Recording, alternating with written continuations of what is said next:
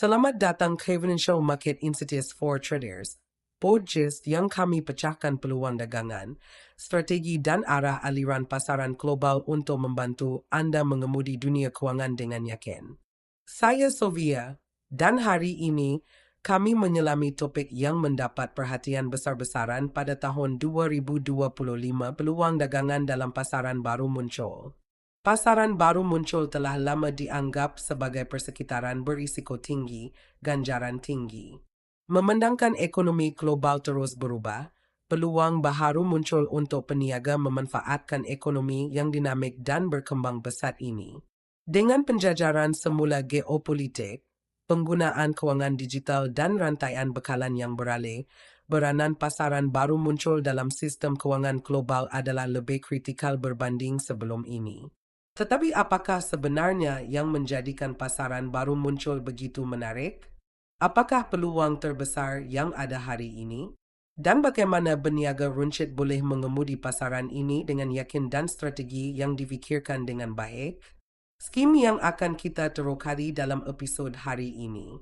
Jadi, jika Anda sedang mencari pasaran baharu untuk berdagang dan mempelbagaikan portfolio Anda, teruskan episod ini penuh dengan cerapan berharga. Apakah pasaran baru muncul? Pasaran baru muncul ialah ekonomi yang sedang dalam peralihan daripada membangun kepada status maju. Negara-negara ini biasanya mempamerkan kadar pertumbuhan KDNK yang tinggi, meluaskan pasaran keuangan, meningkatkan peleburan asing, kemeruapan pasaran yang lebih tinggi, risiko politik dan ekonomi yang lebih besar. Contoh pasaran baru muncul termasuk India, Brazil, Meksiko, Indonesia, Korea Selatan, Vietnam, Nigeria dan Afrika Selatan. Pada tahun 2025, kami telah melihat perubahan besar dalam cara ekonomi ini berinteraksi dengan pasaran global, terutamanya dalam industri seperti teknologi, tenaga boleh diperbaharui dan pembayaran digital. Beberapa tahun kebelakangan ini telah menunjukkan bahawa pasaran baru muncul boleh berdaya tahan walaupun dalam masa ketidaktentuan global. Ambil India sebagai contoh, yang pasaran sahamnya telah mencapai rekod tertinggi disebabkan penggunaan domestik yang kokoh dan syarikat permulaan teknologi yang berkembang pesat. Vietnam telah menarik peleburan pembuatan apabila syarikat mengalihkan rantaian bekalan dari China. Brazil dan Indonesia terus mendapat manfaat daripada dorongan global ke arah ekspor tenaga dan komoditi mempan. Jadi mengapa peniaga perlu mempertimbangkan pasaran baru muncul pada 2025? Mari pecahkannya. Mengapa berdagang dalam pasaran baru muncul? 1. Potensi pertumbuhan lebih tinggi. Ekonomi maju seperti US dan Eropah mengalami pertumbuhan ekonomi yang lebih perlahan, manakala pasaran sedang pesat membangun terus berkembang pada kadar di atas purata. Ekonomi ini masih dalam fasa pengembangannya, bermakna pertumbuhan keuntungan korporat yang lebih besar, keuntungan pasaran saham dan peluang peleburan. 2. Faedah kepelbagaian. Pasaran baru muncul tidak sentiasa bergerak selari dengan pasaran maju, menjadikannya lindung nilai yang berkesan terhadap kemelesatan ekonomi di barat. Portfolio yang dipelbagaikan dengan baik dengan pendedahan kepada pasaran pertumbuhan tinggi boleh mengurangkan risiko peleburan keseluruhan. 3. Aset kurang nilai. Banyak saham dalam pasaran baru muncul berdagang pada penilaian yang lebih rendah berbanding syarikat di US dan Eropah.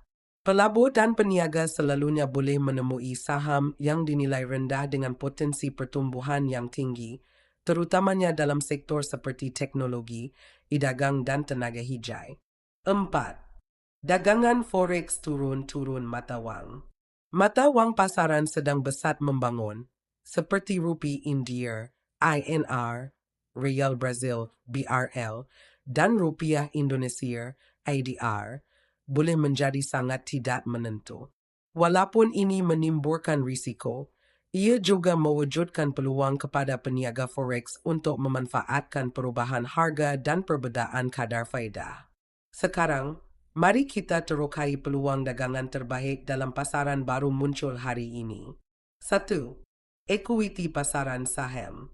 Bursa saham pasaran sedang besar membangun telah mencatat rekod tertinggi pada tahun 2025, terutamanya di India, Brazil dan Vietnam.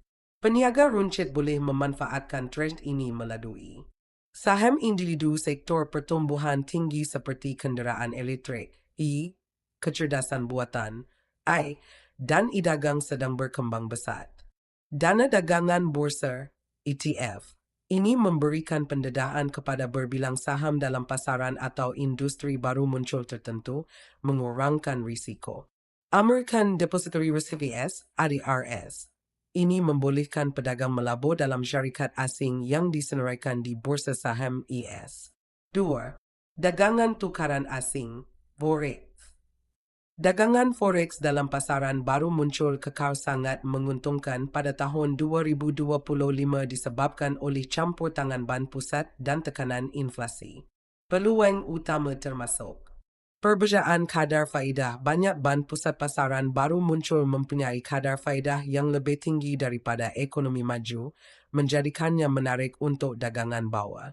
Kemeruapan mata wang seperti Rand Afrika Selatan, ZAR, dan lira Turki, TRY, telah menyaksikan perubahan harga yang besar, mewujudkan peluang dagangan hari.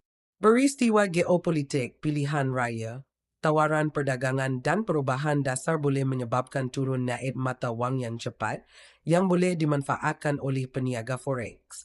Pasangan forex popular termasuk USD-INR, Rupiah India, USD-MXN, Peso Mexico, dan USD-ADR, Rupiah Indonesia.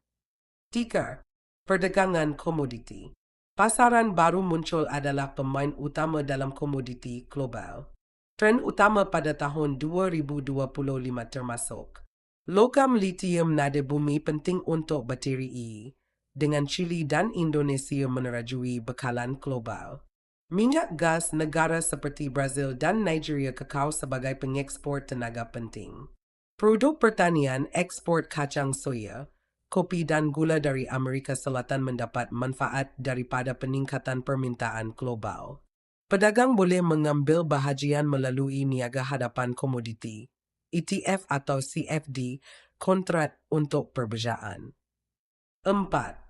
Cryptocurrency pelaburan blockchain. Pasaran baru muncul telah menjadi tempat tumpuan untuk penggunaan kripto, terutamanya di Amerika Latin, Afrika dan Asia Tenggara. Dengan kebimbangan inflasi dan ketidakstabilan mata wang, peniaga melihat peluang besar dalam perdagangan Bitcoin dan Ethereum. Banyak ekonomi pasaran baru muncul telah menerima kripto sebagai lindung nilai terhadap inflasi. Permintaan stabilkan dalam ekonomi inflasi tinggi seperti Argentina dan Turki. Pedagang mendapat keuntungan daripada pasangan dagangan stabilkan. Kiriman wang berasaskan rantaian blok. Negara yang mempunyai populasi ekspatriat yang besar sedang mengepadukan penyelesaian kiriman wang berasaskan kripto, mewujudkan peluang pelaburan. Risiko cabaran berdagang dalam pasaran baru muncul. Dengan ganjaran yang tinggi datang risiko yang tinggi. Beberapa cabaran yang dihadapi peniaga termasuk ketidakstabilan politik ekonomi, perubahan dasar yang pantas dan ketidakstabilan kerajaan boleh menyebabkan ranah pasaran. Isu kejeran sesetengah saham dan instrumen kewangan mempunyai kejeran yang rendah, menjadikannya lebih sukar untuk masuk dan keluar dari dagangan dengan cepat. Penurunan nilai mata wang. Penurunan nilai secara tiba-tiba dalam mata wang pasaran baru muncul boleh memberi kesan kepada keuntungan perdagangan. Ketidakpastian peraturan kerajaan mengenai pelaburan asing dan aset digital boleh berubah dalam sekelip mata. Binciran Azri. Pasaran baru muncul pada 2025 membentangkan beberapa peluang dagangan yang paling menarik merentas saham, forex, komoditi dan kripto. Walaupun potensi ganjaran adalah tinggi, adalah penting untuk kekal termaklum, mengurus risiko dan menggunakan strategi yang berdisiplin. Bagi mereka yang ingin menerokai dagangan pasaran baru muncul, platform seperti crystalballmarkets.com menyediakan akses lancar kepada pasaran global dengan alatan dagangan termaju. Itu sahaja untuk episode hari ini. Jika Anda menikmati perbincangan ini, jangan lupa untuk melanggan, meninggalkan ulasan, dan berkongsi podcast ini dengan rakan peniaga. Sehingga kali seterusnya berdagang dengan bijak dan kekal di hadapan dalam permainan.